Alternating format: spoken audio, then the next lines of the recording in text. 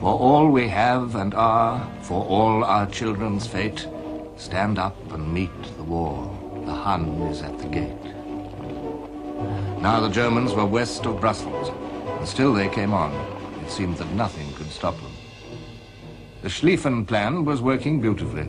The plan designed to carry the Germans through Belgium, brushing the Channel coast, then down through France, right round west of Paris, to attack the French armies from the rear.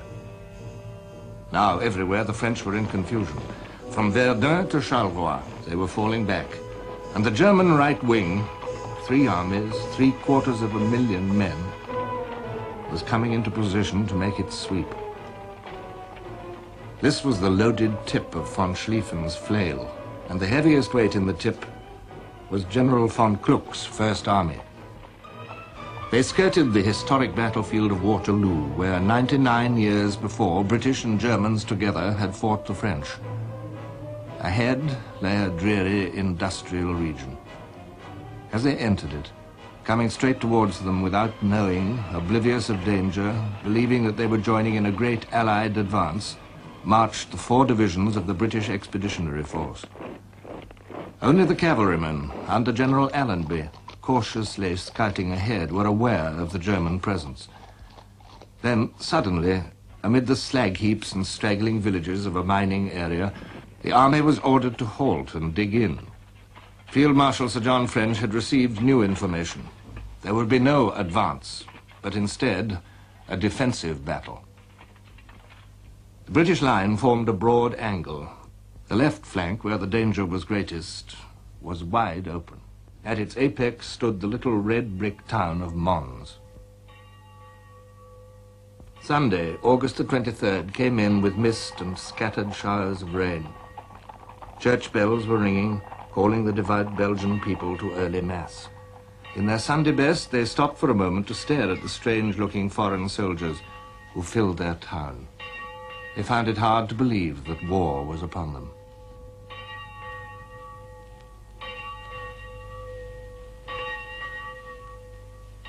But these were the men of General Smith-Dorrien's Second Army Corps, digging in along the banks of the Mons Canal, preparing an awkward position for defense. Quite suddenly, out of the blue, we saw cavalry coming towards us. They'd come out of the right, on our right flank. I said, good gracious, it's Germans.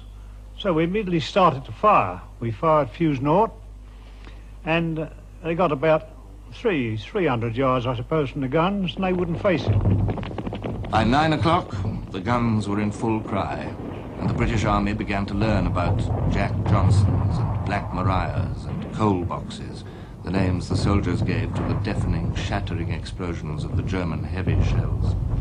We were in the trenches waiting for them, but we didn't expect anything like the smashing blow that struck us. All at once the sky began to rain down bullets and shells. I saw shells bursting to right and left of me, and I saw many a good comrade go out. Then the German infantry began to come forward, surging towards the canal banks and the crossings at locks and bridges. There was a surprise in store for them, too. They were in solid, square blocks, standing out sharply against the skyline, and you couldn't help hitting them. We lay in our trenches with not a sound or sign.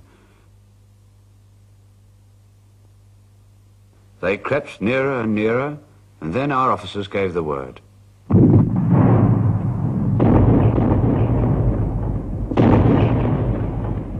The Germans seemed to stagger like a drunk man suddenly hit between the eyes, after which they made a run for us, shouting some outlandish cry that we couldn't make out. Poor devils of infantry.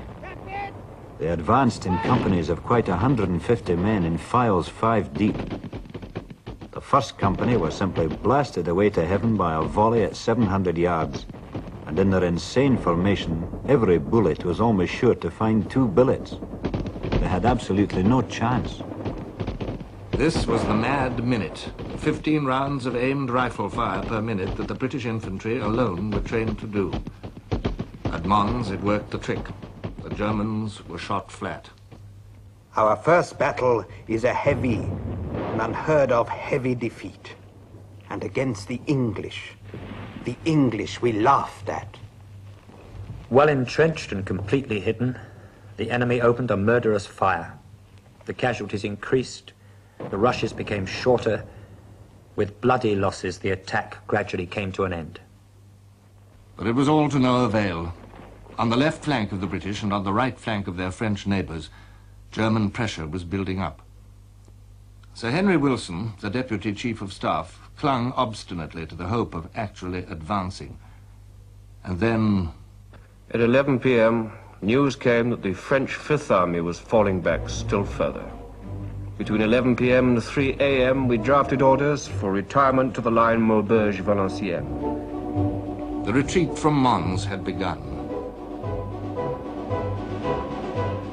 We were very disappointed when we got the order that we have to break off battle and retreat. To do this is not an easy thing. It's quite easy to join battle, but it's not easy to break it off. However, we put down a curtain fire between us and the Germans, which enabled the infantry and cavalry to get away. Up to all the tricks of the trade from their experience of small wars, the English veterans brilliantly understood how to slip off at the last moment. On they came again. The Schlieffen plan was still apparently going like clockwork. The whole Allied line was going back, the end of a dream.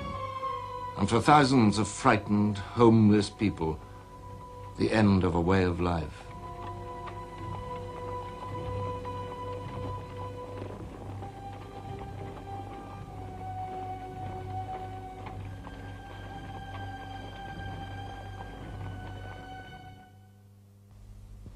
On the other side of Europe, the story was rather different. Here, it seemed, the Schlieffen plan was not working out so well. The Russian steamroller was on the move. Gathering slowly from the distant provinces of the Tsar's empire, the limitless manpower of Russia assembled and marched to war.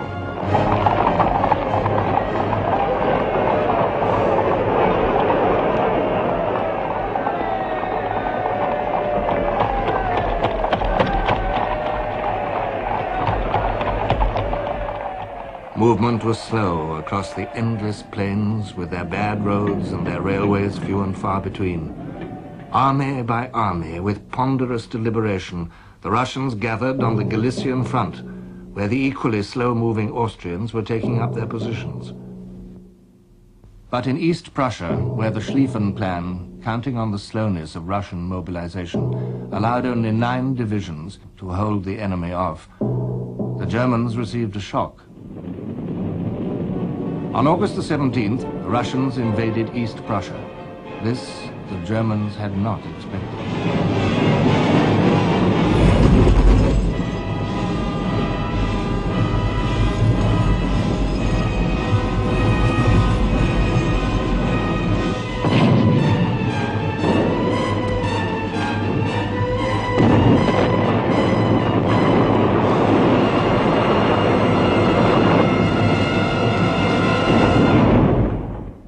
Now German people tasted the tragedies which Belgians and French were already learning to know too well.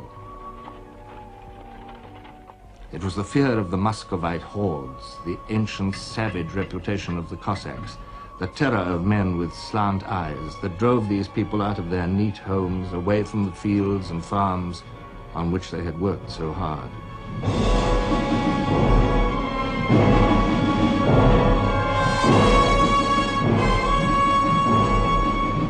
Orderly, submissive, sick at heart, they made their painful partings.